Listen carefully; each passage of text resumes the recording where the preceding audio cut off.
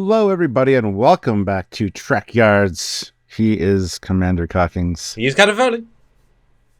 Today, we're here to talk about Klingons. We have much honor with us today as we talk about the return to form of how Klingons should be, indeed. And return to form is a well-phrased phrase. Because it's true, Stuart. And we've done our first look at a reaction. We watched the episode, we looked, we had our thoughts. Today we're going to compare, contrast, and dissect these new, old, classic, brand new. They came out 3 days ago, Klingons. So, Stuart, first picture is, of course, the Klingons. Right? Okay. Yeah, sure. I mean, we know them, we love them. Anything you see here that you might have an objection to? Well, I mean, the clown outfit on the one on the right, kind of, other than that, it looks like his prosthetics are melting. And, I mean, there's lots of things. That's Takuvma. Yes, Takuvma! Don't you know? Yes. So, of course, we've got the classic, and we're going to do some dating. What everyone thinks of Klingon as the left, and the started, stopped, thrown to the trash, Discovery Klingons, universally panned, even so much that those that were their leaked image came out, and fans said, that can't be Klingons, that's ridiculous. Mm-hmm. It was that ludicrous. Not very similar, arguably almost entirely different, and a really bad idea. Strange Worlds, however, is returning to form. But let's look at the history, because, of course, the obvious annoying argument is, well, look, TOS, they had Klingons and they changed them for TMP, you idiot. They always change Klingons. And our argument is, actually, they haven't always changed Klingons. They've been shockingly consistent. Stuart, here is a graph I made, kind of representing the legacy. So, of course, the original Klingons from TOS, the ones that started the phenomenon, and therefore all of the pinch of salt with them. 8 years, that design was the design. From TOS to the animated series. 8 years. So, a reasonable amount of time. That was the only version that people knew of. Then the movie came out, TMP, and that was then the Klingons. Totally redesigned, except you can still see the hair styling is pulled over. But we've got budget, we'll add some makeup, we'll make them more alien. Great. That lasted for 6 years, up until Star Trek 3, and then they settled on a new look. Now that stayed. Now I'm going by date of the design, of the prominent design, right? Obviously, the last time we saw them was an Enterprise, but the last time we saw any prime timeline Klingons was then in Discovery. So for 33 years, this is exactly the same design style from Star Trek 3 up until Discovery was the only Klingon. If you said, what's a Klingon, except TOS, that would be the one. So 33 years it was consistent. And from Star Trek 6 into Enterprise, the same man did the same art department, so he made them consistent. There is no big difference of 6 and TNG DS9 or Enterprise. 33 years. So you wonder why people think it's the default, because over a generation of people's lives, that's older than me, that was the Klingons. Then you had the Discovery Klingons, which lasted for 1 year and a flashback. And the only reason it's from 2017 to 2018 is because Discovery Season 1 started in October. So if it started in 2017, it would have only been in 2017 and a flashback. Then you Discovery Season 2 Klingons, which lasted for 2 years, in terms of that was what people thought Klingons were, which were the same stuff as Season 1, just with hair. Better, but still alien. And then Lower Decks came back with Klingons in 2020, and then no one's looked back since. And of course, Strange Worlds right there. So, and you could easily argue Lower Decks is just the Klingons from 1984 to 2017.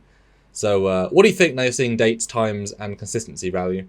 Well, I'd say that it seems to me like Discovery is the outlier and the one odd one out here. I got to say, though, 2018 to 2020, they did improve them putting the hair back on. It was less noticeable that they were different.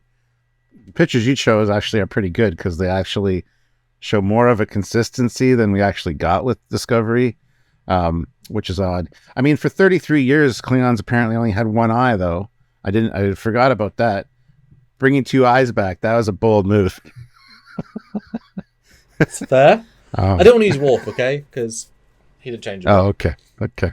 But even the consistency between TOS and the motion picture was interesting because, like you said, all the facial hairs there, the way it's styled, not under the nose, just at the sides, the bigger eyebrows. They tried even the neckline, the turtlenecks that they wore in TOS were carried over to the new design, which were more rigid, obviously, but they maintained the look and just carried it forward. And yes, budget, whatever, is a big factor in the new look of them for the motion picture. So, and the smooth head thing was explained, which is fantastic. So, Oh yeah, honestly, it was there for 8 years of everyone's history, but then we've seen them repeatedly, so there's nothing unusual about them. They're fully integrated into canon, no issue. Yeah. So honestly, the return to form with Strange New Worlds is nice because you don't have like the 4 nostrils and all the strangeness that's going on with the Discovery stuff. Because they were full head prosthetics, the entire head. If you look at season 1, the amount of prosthetics they have, they could barely talk. And you wonder why they're not interesting scenes. And also, imagine the budget they would have saved, how many tens of millions, potentially, because these were one-use masks, if they just did real Klingons. I mean, the budget season 1 Discovery would be so much less, because they had lots of Klingons, and all potentially in one-day use makeup, etc. But, you know, Prodigy and Lodex both have shown original Klingons, no issue. Stranger Worlds obviously clearly back. But anybody that does say, Discovery Klingons, they lasted for 3 years maximum. That's less than 10% of real Klingons. Half of what TMP Klingons were, and then not even half of what TOS Klingons were. So that's the history, Stuart. And now we've got just the sense of that, because total credit to them. But they aren't new, the Stranger Worlds Klingons, right? We've been having real Klingons back since 2020. The Discovery time has come and gone, and no one expects to see them again, right? This is not a concept that we're the blip, right? Here is I love that, the blip. Here is some Klingons. Exactly right. 5 Berman era, and then 4 from the new episode, because we got lots in the new episode. And I just wanted to give it a broad spectrum here of design stylings. Of course, we have Martok still represents the TV budget of Klingon, Chancellor Gorkon, who represented we want to add more personality, because in Star Trek 6 they gave each Klingon a unique look. It wasn't just, we've got 10 heads in a basket, let's shove one on an actor, there we go. So that's a bit more custom. We have the Enterprise era Klingons, which are a bit more rustic, but still Michael Westmore, the same team, etc. And then 2 female Klingons. I don't want to use one or the other, because they both have radically different heads. So both female Klingons to compare with our female Klingon, and of course the 4 Stranger World Klingons that we've highlighted in the previous video. First, what do you think, Stuart? What do you think? Gotta say, Stranger Worlds kind of got it right. I mean, those ridges are quite impressive. They very much fall in line with a lot of what we're seeing here, especially Lursa and B'Etor. It's like things haven't changed. It's like they're just different variations of the same theme, as they should be. So yes, I'm totally on board with the changes and the return to the old style Klingons for Stranger Worlds. I mean, there is a little bit more variety in the upper ones, but that, like you said, that spans 33 years. And we've only seen one episode of Stranger Worlds with a bunch of Klingons. Yeah, these ones, the forehead ridges are quite similar in at least 3 of them. And of course, similar is relative. You wouldn't have... Only by putting them side by side, I didn't think for a second that while I'm watching it, it's the same forehead piece. And it's interesting, let's jump straight to the ladies then. I did not necessarily clock there was a sort of a theme with female Klingons that is more of an oval piece. Because we only have 3 here, but I absolutely see a parallel in design language versus the male Klingons. I mean, I never thought I saw that. I absolutely see it. And that's really interesting, actually. That's got to be intentional, right? I would imagine so, yeah. Adding distinct just stuff above the eyebrows just to give that bulk. Never noticed it. Even though, if I recall correctly, when we spoke with Michael Westmore, because we did speak to Michael Westmore, go check out that interview about Klingons. I remember asking something about, is there a difference between the females and the males? And he's like, not really. We kind of have just a bucket full of heads that we kind of just use as needed. Well, it's the ones that fit, isn't it? Different heads. That was it at the time. Well, I'm sure hero characters got hero heads, obviously, as for background extras. But hey, good job. Consistency between the females, not an issue at all. One thing I do see, as I kind of pointed out in our first reaction review, is the Klingon captain from the latest one seems like more than just a forehead prosthetic. It seems to kind of come down and bulk out his chin or his cheeks and whatnot. I think it's more of a way more facial appliances than some of the other ones. And I'm not sure why they did that necessarily, but it's still a good look. But just in that lighting, it seems the way that it's toned down, it feels kind of fake and rubbery, maybe latex.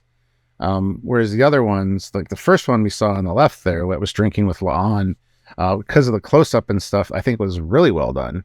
So I don't know. That's just one thing. But I think, again, the captain of the D7 looked a lot better on the view screen as opposed to being when he was down on the planet drinking with Spock. So yeah, he's definitely more rubbery. And now you've got 8 side by side. None of the old Klingons felt rubbery. Maybe the left Lursa Bator, a bit more rubbery, but they did a very good job with it. His does, a distinct feeling, but the other 3 don't, so that's an aesthetic choice. And yeah, I think he definitely has cheek prosthetics of some kind. Perhaps he'll be de-Klingon for a later performance. I don't know. I doubt it. I want to give him some really, it kind of feels like they added the wrinkles below his eyes to kind of give that age. There's a certain disconnect there where the other ones feel very good. Of course, the third from the right, third from the left, very shiny. Kind of gives it a more prosthetic-y feel because it is, the reality of his skin being hit by water, by sweat, by light, and then the prosthetic, and they don't match perfectly. They can't, right? That's a slight disparity of look. That's fine, right? Top ones don't really have that because they try to keep it more neutral. And I never quite, because there's so many different Klingons. Do all Klingons have the clean lip if they have a facial hair of a mustache? So. Yeah, I don't think I've ever seen one with or actually a Klingon with the full Tom Selleck mustache going on. Because I've obviously noticed it's a regular thing, but I never thought, it's always.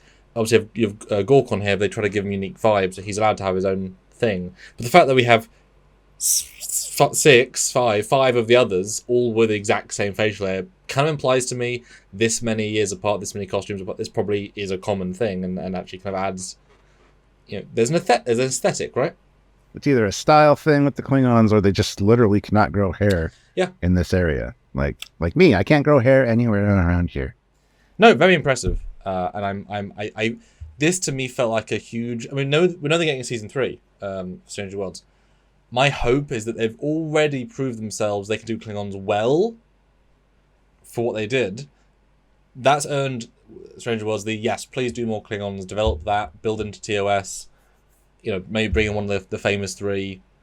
I'm all for that, right? Develop that. A lot of potential. A great looking D7. You can do a great Klingon set. There's so many good variations of the Klingon sets to pick from. You can make a nice one. I'd love to see them build, a similar D7 bridge, which is then obviously tweaked into a Burrell. Like that bridge, but modernized a little bit, would be so nice to see. I mean, it can be so many ships, right? Such a useful swing set. Or even, the LED sets you've got, put an actual Klingon Camp's chair, put it behind them, bam, you're going to build a D7. I don't think they really designed the D7 bridge that we saw the captain behind the view screen. It left no impression to me of any kind. I looked on my third watch through, and it's just kind of like weird shapes that are out of focus. So, which was fine for the alien captain, the Shepherd last year. It didn't matter, but certainly was a quick Bob. Get on the screen. We're going to film your view screenshot. What's behind me? I still don't know, and I'm staring at it. Yeah, it's fine, Bob. Just say the lines. That's okay. No, I'd like to say, lots of praise. I hope they're doing more. This is the era of Klingons, right? And as we've said many a time, you are more than welcome to include smoothheads. To show that political struggle of, well, how do we feel about the smoothheads, the genetic defects of that versus... You're welcome to do it, Strange New Worlds. De-visual update, your own update, just do smoothheads. It's okay. Yep.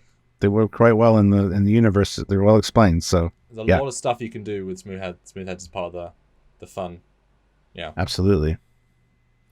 Well, speaking of smoothheads, I think that's mainly all of you watching. So please comment down below what you thought about this return to the Klingon aesthetic, and do you want to see more? What stood out to you?